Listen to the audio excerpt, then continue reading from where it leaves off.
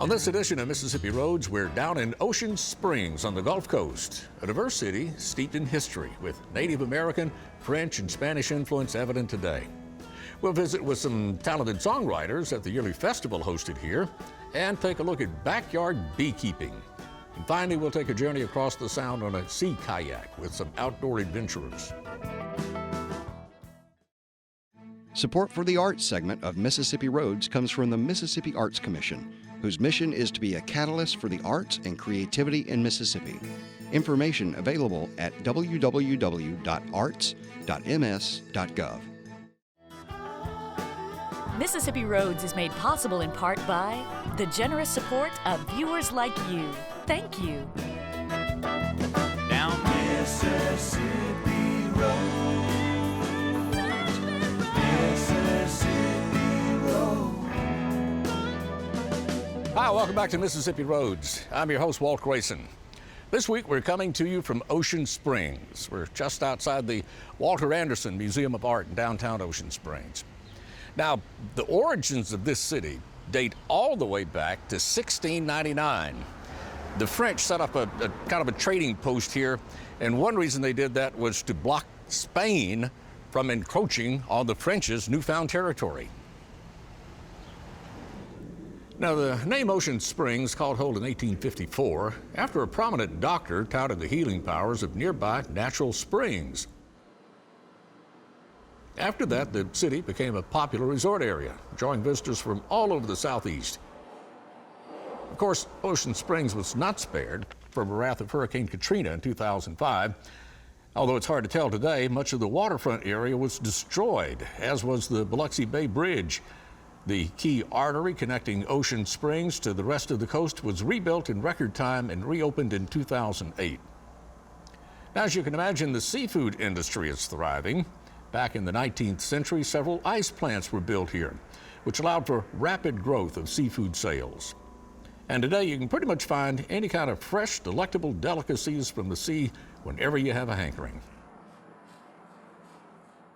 Well, here at the Ocean Springs Small Craft Harbor, you can charter a boat and maybe head out to one of the barrier islands out there, or buy you some bait and go catch your supper. Or forget that, you're at the Gulf Coast, just buy you some fresh seafood. You know, many artists and musicians get their inspiration from the Gulf Coast. And here in Ocean Springs, they have a festival every year that celebrates songwriters. Let's take a look. I think Hank Jr. would cut this if I let him hear it. Hey there, city slick. I had it up to here with your politics. I just came in here to drink and hear the band. Yes, sir! I couldn't think of a better place to have one. Ocean Springs is like, you know, I'd come here on vacation without the festival. You're coming to a lovely little small southern town on the coast of Mississippi. You got great food, you got great weather, great people and everything. And a songwriter can find not only that, but commonality with other writers. I don't know if it's your brainchild or not, or brain cramp. Oh, no, it was George Cummins' brain. He pulled me in as an accomplice on the first mission. I just thought it sounded like a great idea, don't y'all? When George Cummins approached me over at the Alabama Songwriter Festival over there at Frank Brown about doing this over in Mississippi. Which is what we try to do. The main thing was that it was nonprofit and it was to bring a spotlight, emphasis and focus on Mississippi talent. Well, it's just that one event for 2 days. Now it's 4 days. We do house quarterly events like this, and we have an educational program. And then we do a lot of fundraiser stuff where we go help other organizations. And then we have open mics once a week. And we're gonna start the radio show in January at the Mary C. So it's Sprouted Legs, and it's got, so that Mississippi Songwriters Festival didn't encapsulate it. So we changed to Mississippi Songwriters Alliance as our umbrella, and then Mississippi Songwriters Festival is like that particular event. And we have house concerts like we're having tonight with people like Keith Sykes.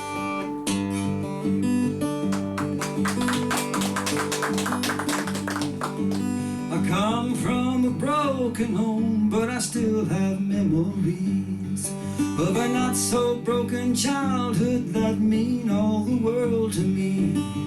My mother and my sister, grandmom and my granddad did all they could to make me feel my life was not so bad. You know, it's crazy. You can go to play a club, not just a music venue, but just a regular restaurant / music place. And 90 or 85% of the people will be there to hear you. But those 15% that aren't can make so much racket that it's hard to sing Coast to Marseille in the middle of, damn it, man, I haven't seen you in 4 years. I'll be damned, you know, and it's just like, okay, and you know, and I'm singing Coast to Marseille. It just doesn't work good. So that's another reason that people like me go around and like these house concerts. You have an attentive audience, and that's as good as it gets. But I was taught to live and learn. As we've grown, we've also educated the public, and this is, you know, something that we've tried to do. The listening room environment that we're trying to instill. It's, you know, it's a bar, yeah, there's drinking, and sometimes there's TVs on, there might be a football game, everybody's watching, but when you're in the area close to the artist, have respect for their stories and have respect for their songs. Listen to what they're saying. Not all of them are the best guitar players, but they're not here to show off their licks. They're here to share their stories. And there he is. We get started all together. We can get our kicks in the stone bottom for the same. They can make it hard to take. Reality will surely. Yeah, I do it because I love the song and I love the story, and I think that's, you know, it's such an important thing. You know, think about how many songs bring us back to some place and time in our lives, and how you cannot hear a song for years, and then as soon as you hear that melody, as soon as you start to hear those lyrics, like, it comes back to you, you know. And that stuff is filed away in all different kinds of parts of the brain, you know. And it's great how it brings you back, you know. I love that part of it. Steve, you're not happy, bring it back.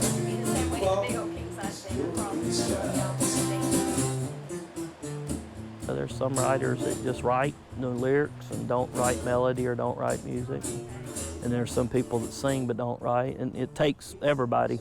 You need a songwriter and you need an artist to sing it. I think a lot of us had that choice to make at some point. Did we really want to get all that attention and glory and accolades and all that, or did we really want to just pull back and kind of get into the essence of the music? And we made that choice. So if you go to Indiana, and you know, you ask somebody who wrote some big song, there's 90% chance that no one's going to know who wrote that song. And that's still cool. That's the way it's always been. And I'm not picking on Indiana by any stretch. I'm just saying anywhere. You can go to Kentucky or Mississippi, wherever it is, and most people still know the stars, and they don't know exactly who wrote the song because they don't care. They got lives to take care of. They got kids to raise. you know, the boss is threatening to fire them, or maybe they lost their job today. And when they come out to hear you, really they don't care about anything except the music, because that's what you're selling the medicine that they need for the day. And that, to me, that's the. So it all, to me, in all fairness, it all really comes back around to the music. You hear a song in its raw form by the person that wrote it, and there's something different about it. There's something so special about that, you know. So, and it's an honor to be around those guys that have kind of paved the way for all of us and have made us want to write songs and get better at what we do, you know. It's awesome.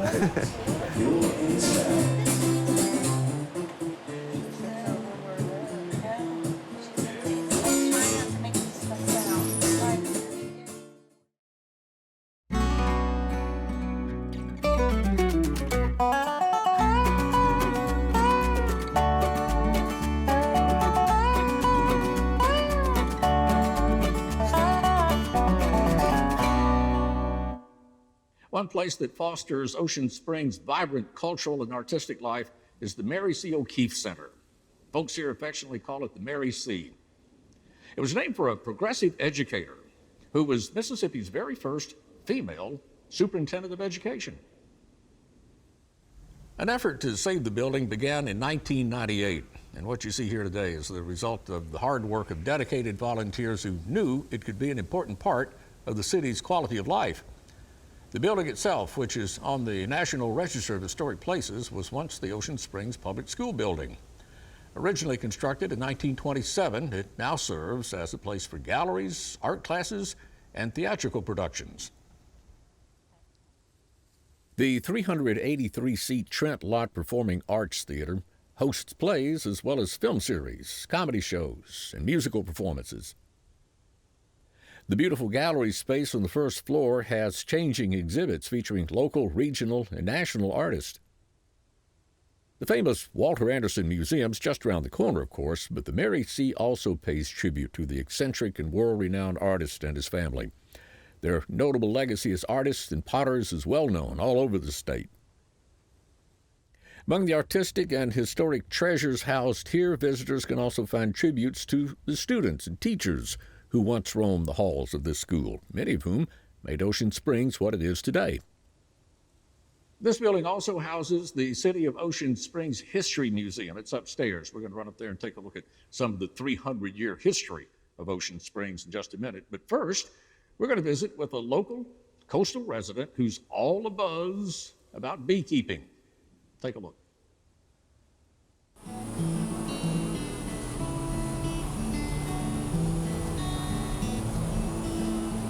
I fell in love with honeybees. I was amazed at the hive, their architecture, their social structure. What fascinates me most about the honeybee, every bee that is in the colony has a very strong work ethic.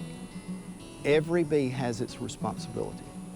Every honeybee, from the time it eats its way out of the cell and crawls onto the honeycomb itself, it has a job to do. There's a purpose in its life. It has a mission. The bee colony is an amazingly well-organized community.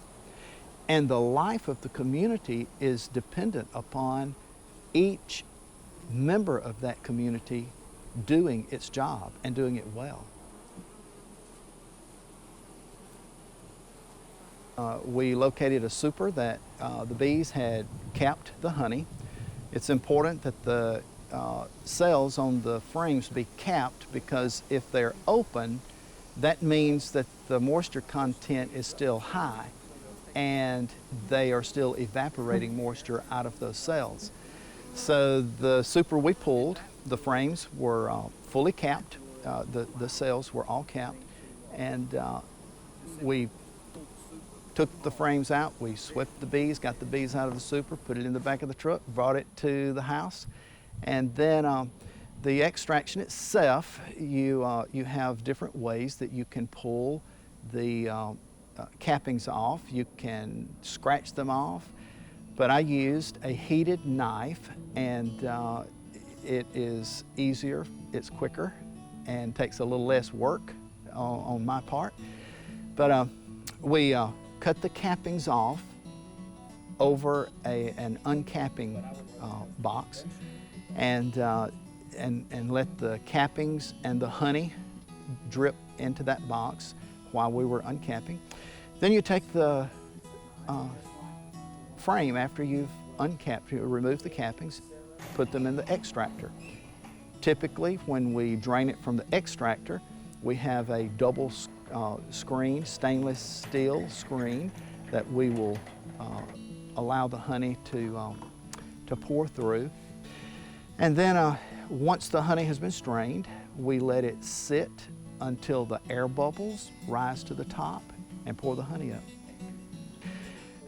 The flavor of the honey depends upon basically two things.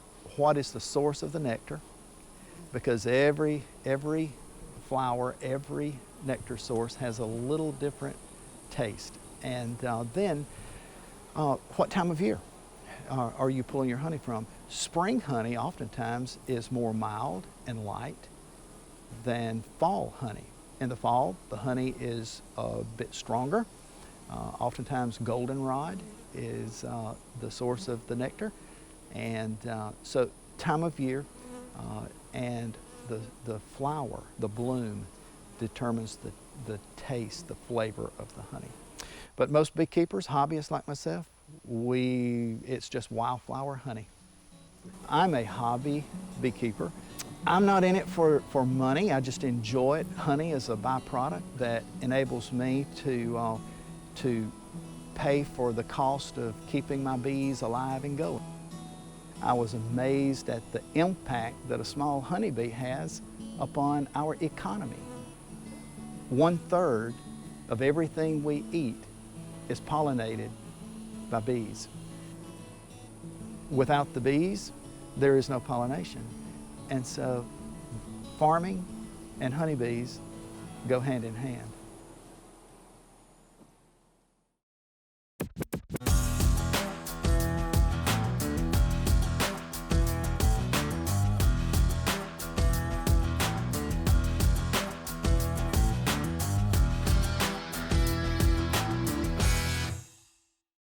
Here inside the Ocean Springs History Museum, you'll find incredible artifacts from the city's 300-year history, starting with Native Americans who flourished here.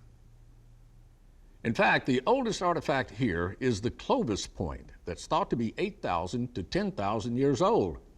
Now, while it was not made here, it was likely brought here from what is now New Mexico through the extensive trade network of Native Americans. You'll find a variety of tools found by archaeologists in the area for things like cleaning hides and preparing meals. Now, these clay balls, interestingly enough, could be heated and dropped into food or water to warm it. These cooking balls are actually from Indians near Poverty Point, Louisiana, but are very similar to ones used in this area. Think of them as a very early version of charcoal briquettes used for cooking and baking. These are artifacts that were found on the various barrier islands. As an important part of the early trade routes, the islands provided historians with interesting glimpses into life along the coast for the early settlers and natives alike. Portions of pottery, replicas of old maps, arrowheads from spears, are just a few of the items that help tell the story of this unique historic community. There are also replicas of outfits that would have been worn by the earliest colonists, along with items like baskets and furs. And these pieces are on loan here and are used each year when the landing of D'Iberville is reenacted. And speaking of D'Iberville, here's a relic of the colony marker thought to be carved from a ballast stone on one of D'Iberville's ships that landed here in 1699. Now, if this stone could only talk, the stories it could tell. For centuries, people who live here have used the Gulf Coast for sustenance and for recreation. And that's what we're going to follow up on in this next story, the recreational aspects, as we tag along with a group of adventurers as they conquer the waves in their kayaks.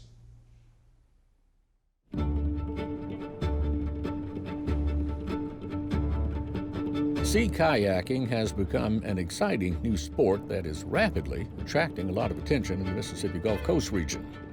We were able to join two veteran kayakers, Tony Kramer and Maggie Pyle, for a ride along as they paddled through choppy waters and aggressive winds to reach the barrier islands.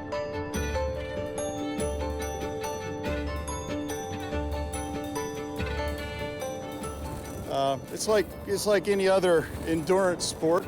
It just takes a lot of stamina, longevity to be able to have your butt in this boat for 3 or 4 hours, especially in conditions like this where you're rocking and rolling.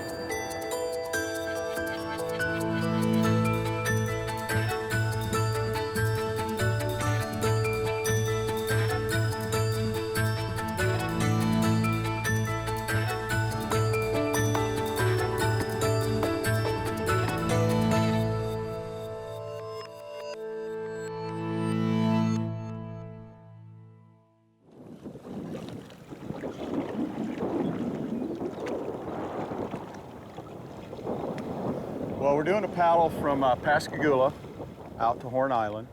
This is Round Island. This is a great stopping off point. It's about 3 miles into the paddle, just to take a break, grab lunch, fuel up, rehydrate. And then we got another 5 miles back behind me. If you look at the tree line as far back to the east as you can, that's kind of where we're headed. The whole thing about paddling out to Horn Island, having a sea kayak with dry hatches, we can load up our gear, tent, but with the sea kayak, we can get everything out there, just loading everything up into the boat and spending the night. You can even spend a couple of days out there. I've been kayaking for 7 years now. I got started in it by I wanted to go out with my dog. So I got a sit on top, a 12-foot sit on top. And then that wasn't really exactly what I wanted to do. And then I got into kayak racing, and I did that for about 4 years. And then this past year or so, I've really gone back to what I wanted to do all along too, is sea kayaking. And on the Mississippi Gulf Coast, there's a Mississippi kayaking meetup group, and there's over 200 people that belong to that. It's a very, very active community. And one of the things that's really, really neat about kayaking too is for all ages. And I see a lot of older people, a lot of women, so it's really just not limited. With the proper training and the right skill set, you can take this kayak just about anywhere in just about any conditions, night or day, as long as you've got the skill set and you know what to expect when the conditions turn bad. Because a day like today is great. It's always a lot of fun and a lot easier to paddle on flat water. But the conditions can change in a couple of hours if a storm moves through. Now, when we were coming across from Pascagoula, we have to fight that wind coming out of the west. It was coming across our bows, kind of quartering, and it wants to turn these kayaks into the wind. So we're constantly having to battle that wind to come across. Now, the paddle out is going to be a lot easier because we're going to have the wind at our back.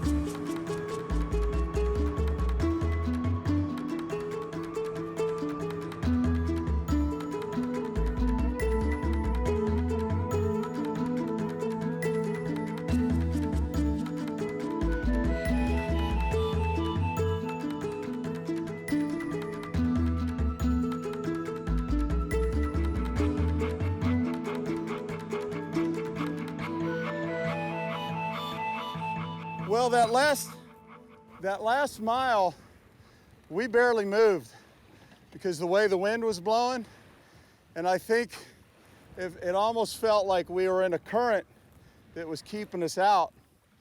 The last mile is always the hardest, I mean, because you can see your objective and it just gets further and further away. So, yeah, you're tired.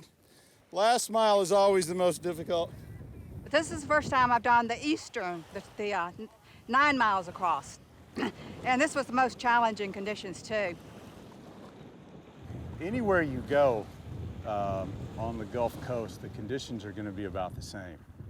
The thing about Mississippi and the Mississippi Sound is we have all these barrier islands out here that we can paddle to. These are great places to explore. The nice thing about coming out to Horn Island is just the access. It's a paddle, but it's you've got 12 miles of island to go to. So I mean, you can put in further on. We put in Pascagoula, but you can put in further on west of Pascagoula and paddle out and see some of the other parts of the island. The thing about being able to get out here in a kayak is you're going where a lot of people normally wouldn't venture into.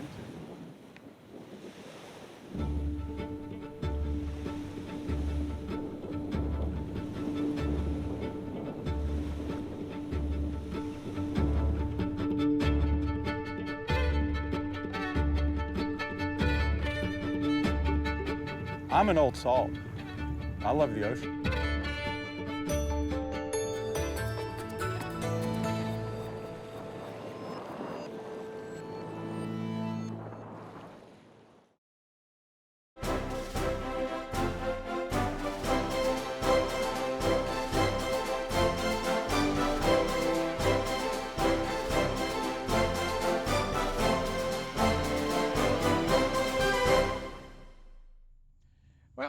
That's going to do it for a very pleasant visit to the city of Ocean Springs.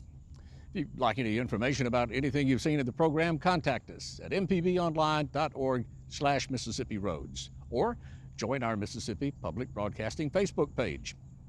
We're going to leave you with some sights and sounds of the Mississippi Gulf Coast. Meanwhile, I'm Walt Grayson. I'll be seeing you on Mississippi Roads.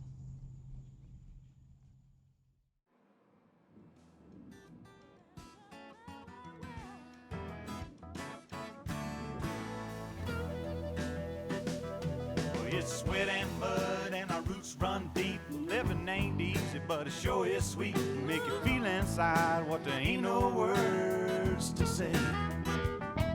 Got the river rolling, gamblers floating, singers singing what the writers wrote. We can't always see the signs, but we find our way down Mississippi Road. Mississippi Road.